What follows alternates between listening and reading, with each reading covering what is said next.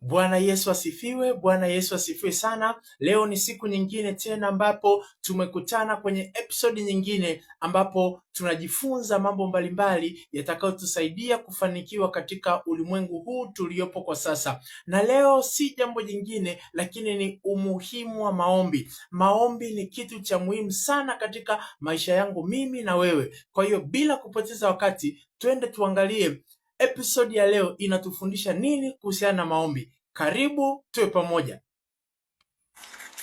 Kwa hiyo episode yetu inaanza na majambazi hapo wakiwa wamevamia kwenye nyumba fulani, nyumba ya walokole matajiri ambao wanamwamini Mungu. Akasema leo tunakwenda kuwamaliza. Wakawakuta wamelala, mke na mme wamelala pale. Basi nawa majambazi sio vichaa, wana akili timamu kabisa, wanajua mambo hayakwendi hivi hivi, mambo yanaenda na madawa. Kwa hiyo sasa amesema kabla hatujavamia tuanze na sisi ibada yetu.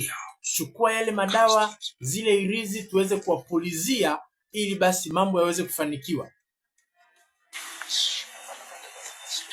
Kabla ya kupuliza akasikia kuna maombi yanaendelea. Akasikia kuna mtu anapiga maombi. Akasema isi hapa hamna. Akasema haitafanya kazi hapa, kuna mambo yanaendelea hapa siwezi. Akasema ngoja nakuja.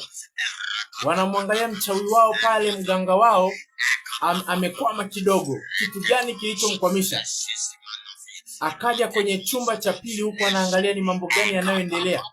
Akamkuta kijana anasema Bwana wewe ni mwaminifu, ananena kwa lugha. Yuko kijana kwenye maombi, kijana yupo serious, hayupo Instagram, hayupo TikTok, yupo kwenye maombi, yupo anapiga maombi usiku na mchana. Wengine wamelala, yeye yupo kwenye maombi, wengine wanachati, yeye yupo kwenye maombi. Huyu mganga akasema hapana jamani, leo haitawezekana. Huyu akamwambia hamna bwana, wewe fanya. Akasema kwa kadiri yule anavyoomba, malaika walioko eneo hapa watasababisha hii dawa haitafanya kazi. Huyu akang'ang'aniza tufanye hivyo hivyo. Huyu akasema tukifanya hivyo hivyo sisi atatukuta mambo mabaya, cha kufanya bora tuondoke, tuje siku nyingine kukiwa hakuna maombi. Leo haiwezekani. Kwa hiyo akasema hapa mpaka wakati mwingine. Akasema jamani, huyu anaomba vitu gani? Kwa hiyo basi akasema kama imeshindikana basi ngoja tuondoke, lakini tutajitahidi wakati mwingine tuje. Kwa hiyo baada ya wiki moja mazungumzo yalikuwa kama ifuatavyo kwenye familia husika. Mke na mme wanazungumza. Mme alikuwa hataki huyo kijana aendelee kubaki hapo nyumbani. Akasema jamani, hapana, huyu kijana lazima aondoke. Anaomba kuanzia asubuhi mpaka usiku, asubuhi mpaka usiku. Mimi nimekuja tu kumweka huyu kijana hapa kwa muda. Amekuja hapa sijui kwenda kwa mjomba wake sijui nini. Mimi nimemtunza siku 2-3, lakini anageuza mahali hapa pawe kanisani. Kama anataka kuomba aende kanisani. Kila siku usiku ni maombi. Na mimi sielewi anaomba kitu gani. Mke anajaribu kutetea jamani, huyu abaki. Sasa kijana mwenyewe akaja. Akasema njoo hapa kidogo. Unaenda wapi? Akasema natoka kidogo. Akasema kabla hujaenda sasa njoo hapa mara moja tuzungumze. Sasa sisi hatutaweza kuendelea kukutunza tena, tumesha kutunza. Wewe kama unaenda kwa mjomba au kwa nani, uendelee kwenda huko. Sisi hapa muda wetu wa kukutunza umeisha. Akasema unaomba sana, sisi hatuwezi kukutunza. Unaomba sana. Na nimesha kuzuia. Kila siku la ba. Unaomba vitu gani wewe kijana? Una mateso gani? Umeshazidisha maombi. Nimekukanya huelewi. Inabidi nikufukuze. Kwa hiyo sasa akamwambia basi ukitoka kwenye mizunguko yako huko urudi upaki mizigo yako uweze kuondoka. Hatuwezi tukakuvumilia mahali hapa. Basi kijana watu akashukuru, kijana watu mnyenyekevu. Akasema basi mimi nitaondoka. Mwanamke anajaribu kutetea tena, akamwambia we mwanamke we nyamaza. Basi usiku ikafika, majambazi wakarudi tena kama kawaida yao. Wamerudi tena hapo wanaangalia, hii kwenye nyumba ya walokole kitu gani kinachotushinda? Akaambia sasa leo tufanye ile ibada yetu kwanza, pulizia madawa ili tuone mambo yanakwendaje mahali hapa, kama tutafanikiwa au vipi.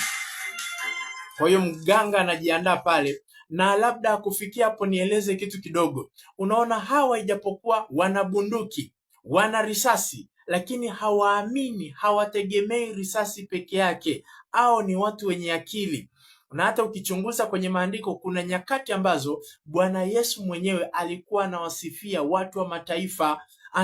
Yesu anasema kwamba kwenye ulimwengu wao wanakuwa na akili nyingi kuliko wana wa nuru. Kwa nini tunabaki nyuma jamani? Sisi tuliookoka, sisi tuliomwamini Bwana Yesu, na sisi tuhakikishe kabla ya kazi zetu tuanze na ibada. Mtu anafikiri tu ibada ni ya kanisani, na hao wakufanya kwao uchawi au uganga wangeweza kufanyia huko kwa waganga, lakini wakasema hapana, kabla ya kufanya shughuli yetu, sisi ni majambazi, sisi ni wezi, sisi ni vibaka. Kabla tujafanya ujambazi wetu, tuanze na ibada ya miungu yetu, tuite mapepo yatusaidie. Peke yetu kwa kutegemea bunduki peke yake hatutaweza, lazima tutumie na njia nyingine.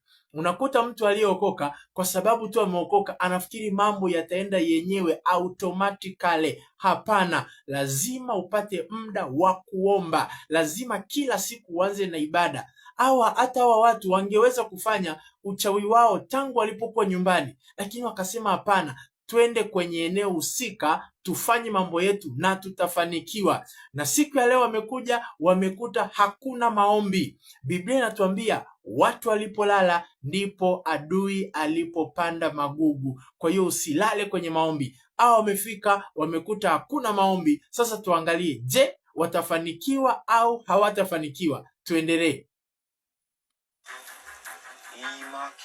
Basi na wenyewe wakaanza kunena lugha zao.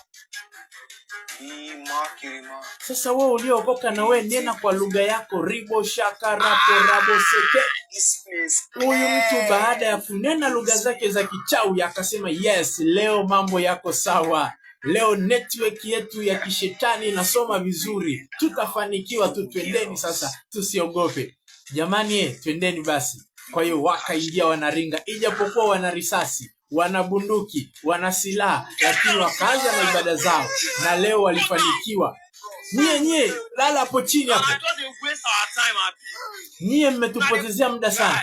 Haya, nyie vijana mwende huko msombe kila kitu mkichukue mkilete hapa. Nyie mlikuwa yani mnatupotezea muda sana. Kila tukija hapa tunasikia maombi. Karibu mara 3 tunakuja hapa kila siku. Piga mtu pale. Yuko wapi yule aliyekuwa akiomba? Yuko wapi sasa? Ni wewe mwanamke, ni wewe uliokuwa naomba wewe. Nyie ndio mloko mnatuharibia mambo yetu. Yuko wapi huyo mtu aliyekuwa akiomba hapa, alikuwa anaharibu vitu vyetu?